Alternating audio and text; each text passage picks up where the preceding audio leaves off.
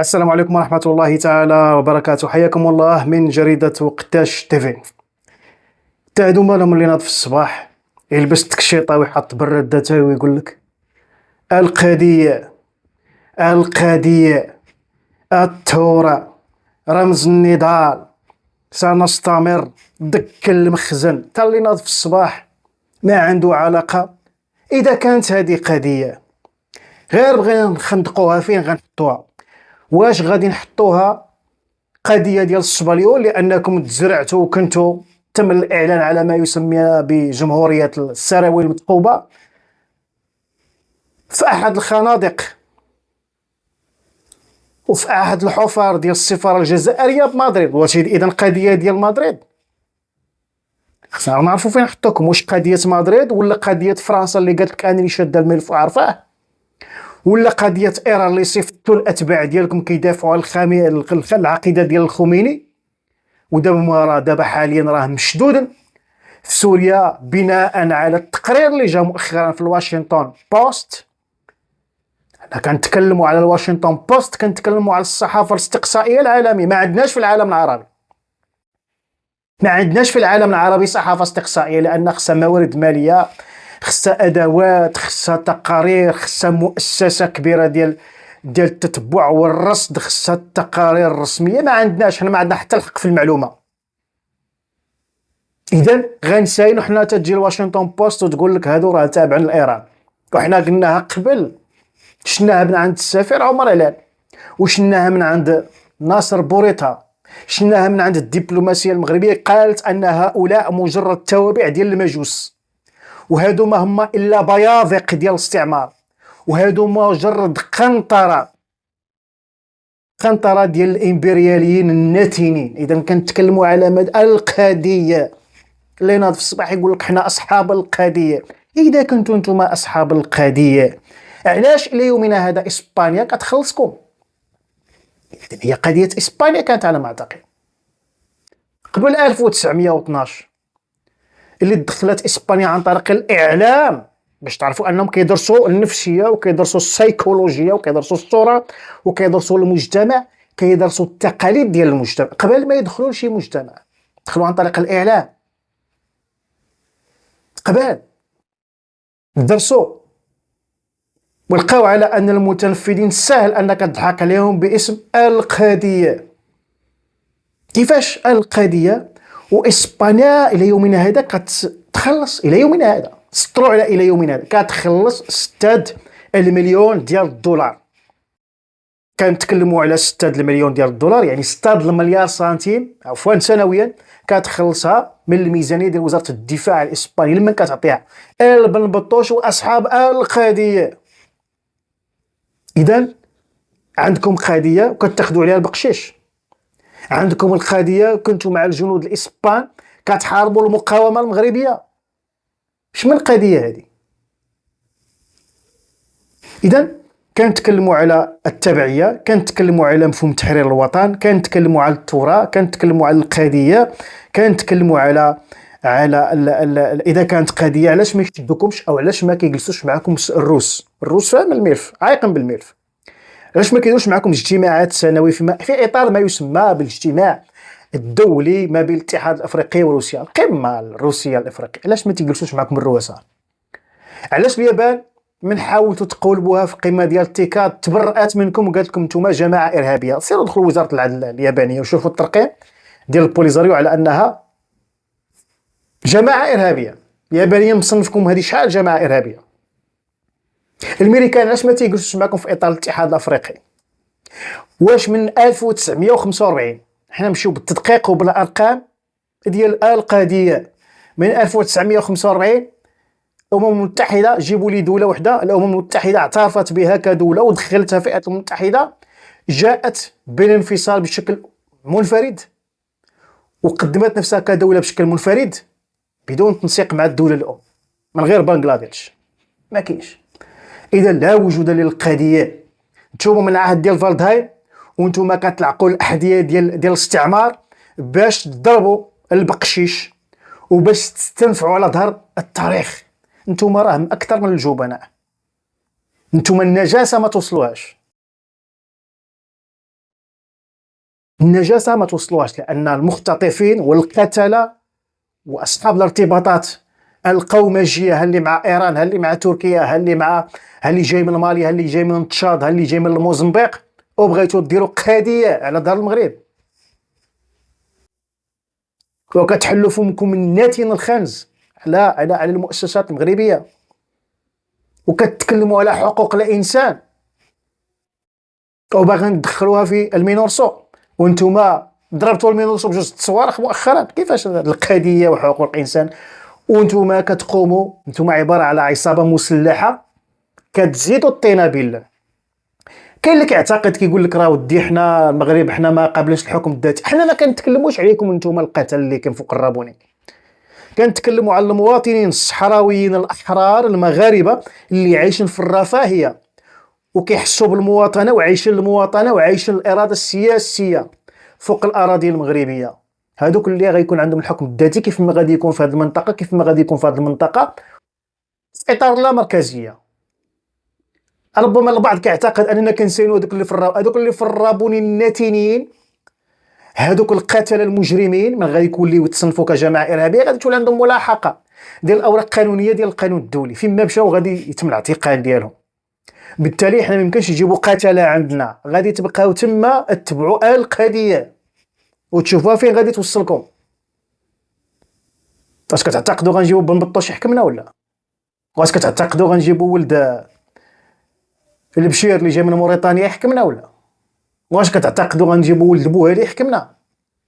ولا يدخل مع الاشراف ويدخل مع الاحرار الصحراويين اللي طالما هزوا الراي؟ واحد قال لي وعلاش ما يدخلوش، وعلاش ما ترضاوش بهم يدخلوا؟ اذا هلا مشيتوا بهذه المساله هذه، حتى الناس ديال سبته ومليليه حتى هما ما يدخلوش. وهذوك راه ديال سبته ومليليه هذوك رجال احرار مغاربه كيعترفوا بيومنا هذا بالرايه المغربيه، وتابعين دينيا وروحيا ودبلوماسيا، تابعين لامارات المؤمنين. مشيتوش في عيد الفطر، مشيتوش في رمضان، صاموا معنا وفطروا معنا، وخا اسبانيا قالت لهم صوموا مع المشرق، اسبانيا قالت لهم صوموا مع المشرق. ما تصوموش مع المغرب باش ما تسموش راكم تابعين دينيا وروحيا للدوله المغربيه. ورغم ذلك المواطنين تما والمجلس العلمي قال لهم نحن مع إمارة المؤمنين، نحن مغاربة. وهذا اللي تيقول لك واش غيرجعوا؟ فين غيرجعوا؟ اصلا هذيك راه بلادنا، جالسين تما في سبته ومليليه، جالسين تما. وهذه اللي دارت الضجه مؤخرا اللي تكلمت عليها وقلت لكم حنا كاين مشكل غادي تنوض حرب. كاين اللي بدا كيضحك، لا ما تضحكش. واش كتعتقد ان الحرب ولات كتاخذ المنهج ديال الكلاشينكوف والزرواطه؟ هادشي اللي واقع الان بالمغرب، راه حنا في حرب اصلا. من كينوضوا الكراغله كيمشيو يكريو مهندسين دوليين عباره على هاكرز، حيت ماشي الكراغله اللي اخترقوا، كيشريو مهندسين اللي في المانيا، اللي في هذا كيشريوه باش يقوموا بضرب مواقع الكترونيه مغربيه. هذه ماشي حرب؟ شنو هو مفهوم الحرب؟ الخسائر. انت من غادي توقف مؤسسه ماليه قداك السخط، وقفتي شللتي الاداره بحال رميتي عليها صاروخ. من غادي تقوم بالكشف على اوراق معطيات خاصه ديال المواطنين، الارقام ديال الهواتف، الارقام ديال البطاقه الوطنيه، الطبعه ديال اليد، البصمات، كشفتي كلشي. هاد الاوراق راه ماشي غير جريمه، هذه ماشي غير حرب. انت راك دخلتي لواحد المعمعه كبيره وصعيبه جدا. حمايه المعطيات الشخصيه اكبر بكثير مما تتصور، خطيره جدا، يمكن تستعمل في اوراق غير شرعيه، ويمكن لها ايضا تستعمل في بعض المسائل اللي هي خطيره كتمس بالسياده ديال الوطن. هنا هذا موضوع اخر، لانه غادي نتكلموا على الميزانيه اللي كتشدها واحد الخليه المكلفه بالدفاع على الامن والنظم المعلوماتيه، وغادي نتكلموا على التضامن، وزاره التضامن والادماج هذه اللي متكلفه ايضا عندها ميزانيه ضخمه ديال اكثر من 200 مليون اللي تعطات لشركه خاصه وهي اللي مكلفه بالحمايه ديال النظم. غادي ندخلوا في موضوع اخر، ماشي هو هذا الهدف ديالنا، هدفنا اسمى بكثير واخطر بكثير مما تتصور. كتعتقدوا ان دونالد ترامب تكلم غير هكاك حيت عارف هادو مجرد قرابيع واصحاب سراويل مثقوبه يتبعون البقشيش، وعارفهم على انهم مجرد اداه كومبارس، مسرحيه هشتوكيه كيبغيو يدوخوا بها بوصبع المبردع، وكيبغيو يدوخوا بها ويضغطوا بها على المغرب، كيبغيو يضغطوا بها على المغرب. ومجرد محاولة انتقامية. بن سديرة ما شفتوا شنو قال مؤخرا؟ قال لك حنا ما عندنا علاقة بهذه القضية الصحراء الغربية ولا غربية، شافوا راسهم تزيروا، قال لك حنا باغن غير المغرب يقدم لنا غير اعتذار على القضية ديال 1994 أنكم اتهمتونا حنا اللي درنا الإرهاب. نعم انتم اللي درتوا الإرهاب، انتم اللي فجرتوا أطلس سنين بر مراكش، ماشي حنا اللي قلناها. سولوا الضابط ديالكم كريم موراي، راه كاين في بريطانيا، انا كان دار حلقات ثم حلقات مع احد البرامج الحوار في بريطانيا، عزام على ما اعتقد الاسم ديالو هذا المحاور، وقال على انه انا ضابط جزائري مخابراتي تعطاتنا اوامر ندخلوا لمراكش ونقوموا بالتنسيق مع مجموعه من الجماعات ونقوموا بتفجيرات داخل احد المعالم او احد المقاهي السياحيه الى غير ذلك. اذا بداو كيطلبوا الان خصوصا راه ولاو دخلوا في ازمه مع فرنسا، داخل في ازمه مع فرنسا، حيت فرنسا راه ما غاديش تلوي لها الدراع ديالها. فرنسا كتسمى بثعلب الدبلوماسيه في اوروبا، ثعلب الدبلوماسيه ما غيقدوش عليها. شدات لهم الممثل ديال القنصل العام او المقيم العام تما اللي عندهم في السفاره الجزائريه، باعتباره لقات ادله تقنيه وادله رقميه وادله معلوماتيه تؤكد ان هذا القنصل العام عنده علاقه بعصابات كانوا باغيين يختطفوا امير ديزاد. واش هذه دوله اللي كتختطف وكتقوم بالتصفيه ديال المعارضين على الفيسبوك؟ الفيسبوك قاتل. واش هاد الناس هادو هذه دوله مؤسسات؟ ترامب، هادشي اللي دارو ترامب كنا متوقعينه قبل ما يجي للرئاسه. قلنا لكم من مده كبيره جدا ان ترامب من دار احد الحوارات، قلتها ورجعوا الفيديوهات ديالي من قلتها، قلت لكم ان ترامب غادي في هاد السنه غادي تكون البوليزاريو جماعه ارهابيه في الربوع الاول ديال 2025. وقلت لكم ايضا انه الاداره الامريكيه ماشي غير جماعه مسلحه غادي تصنفها ولا جماعات ارهابيه، الاداره الامريكيه غادي تمشي اكثر وغادي تقوم بالاستثمارات في الجنوب المغربي، بل الاداره الامريكيه غادي تتهم الجزائر كحاضنه للارهاب وغادي دير عليها حصار اقتصادي. وقلت لكم ان ترامب، هادشي ماشي انا جدته من البحث، حيت لقينا انه كان داير واحد الحوار مع التايم ماغازين مع واحد الصحفي امريكي معروف جاكوبز، وقال له يا ودي هاد القضيه ديال المغرب هذه قبل ما يوصل ترامب للرئاسه. هذه المقابله كانت تحت عنوان اذا فاز ترامب، وقال لهم غادي ننتقلوا من التسويه السياسيه الى فرض الحل السياسي. التسويه السياسيه وتطبيق الفصل السابع غادي ننتقلوا الفصل السادس غادي ننتقلوا الى الفصل السابع، وغادي نفرضوا الحل السياسي، وغادي نخرجوا الملف من لجنه تصفيه الاستعمار لانه لا وجود للاستعمار. قالها ترامب، وهذه المؤشرات كنا قارينها. وقلت لكم ايضا ان في عيد المسيره ان شاء الله ديال 2025 غيكون مختلف على عيد المسيره ديال التاريخ المغرب كامل، فيه غادي يتم اعلان رسميا على الحكم الذاتي بالصحراء المغربيه. وعقلوا على كلامي، هذه ليست توقعات ولا تنبؤات، حاشا، هذه ارقام وتحاليل واحداث تتقرا وكنشدوها ونعطيوها للمواطن بالدارجه باسلوب سلس. اذا الاداره الامريكيه ايضا عطات توصيه لديمستورا، قالت له جمع راسك، اخر تمديد لك هو هذا الى غايه 2026، اخر تمديد. والواشنطن بوست ايضا بينات كيف ما قلنا لكم ان البوليزاريو عندها ارتباطات دوليه مع ايران اللي عندها مصالح في المنطقه. وايران كان خرج واحد وزير الخارجيه قال للامريكان حنا ما عندناش مشكل مع امريكا، عندنا مشكل مع امريكا في نظام الحصص، يعني ما كتقسموش معنا الكعكه ديال بن عباس، خلينا نخدموا بالمغاربه وخلينا نخدموا بالجزائريين وخلينا نخدموا قيس سعيد وخوه اللي عنده جمعيه شيعيه، وخلينا نرعتوا فساد في السنغال اللي عندنا لاننا عندنا مليون شيعي في السنغال، وخلينا نبعثوا ونترعوا في افريقيا لاننا عندنا اكبر تجمع للشيعه في العالم كاين في نيجيريا. ايرانيين بداو كيشوفوا الامريكان كتداخل معاهم في افريقيا، لان ايرانيين عندهم ما يسمى بالبعد اللوجستيكي والبعد الديني، وعندهم الجامعه ديال الامام الخميني كتلعب ادوار سياسيه ومخابراتيه خطيره عن طريق الاستقطاب والتوظيف، جابت الجامعه ديال القرابيع وديال بوصبع المبردع واصحاب السراويل المثقوبه وداتهم كيحاربوا لدمشق باش يدافعوا على العقيده ديال الشيعه. كتكلم حنا اصحاب القضيه. اش من قضيه هذا؟ انت مجرد بيضه صاحبي. مجرد بيضة قناتين، ما عندكش تاريخ، ومصير ديالك هو مزبلة التاريخ. هذا هو المصير ديالكم، ما عندكم لا من لا دين، مجرد قطاع ديال الطرق ومجموعة من الشلاهبية. كتعاملوا مع مؤسسة لقيتوها حاكمة، كون تجمع باباكم كاملا. مؤسسة حاكمة، سياسة حاكمة، وكتقول لك فتح الحوار، وربما طول النفس ما خصناش نخدموا الاجنده ديال الاستعمار. شوفوا الدوله المغربيه الحكمه والرزانه اللي عندها، وعطانا الله واحد الحكماء، وعطانا الله واحد الملك صبور وحكيم وكيتعامل بالدبلوماسيه وبطريقه يعني فيها نوع من السلاسه اللي كتمثل قرارات ديال الدوله. جو ويلسون غادي يحط المشروع ديال القرار، كونوا متاكدين بدا تيصايبوا. واشنطن بوست قالت لك هادو عندهم علاقه بال سميتو بالايران. ايران عندنا بيت القصيم،